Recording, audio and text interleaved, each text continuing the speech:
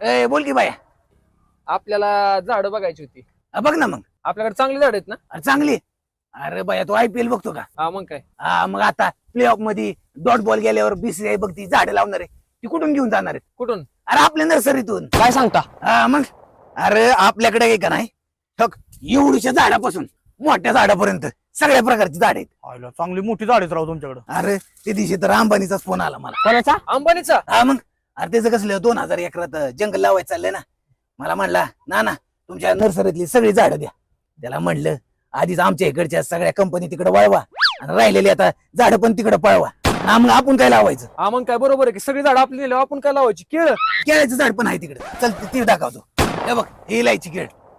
अरे तुला सांगतो त्या अंबानीला मी डायरेक्ट नाही म्हणलं, एक झाड दिलं नाही. आणि त्याचा जर परत आला ना फोन त्याला मी डायरेक्ट म्हणणार ए तू कोण? तुम्हाला सांगतोय आता सुरू होईल पावसाचा सीझन.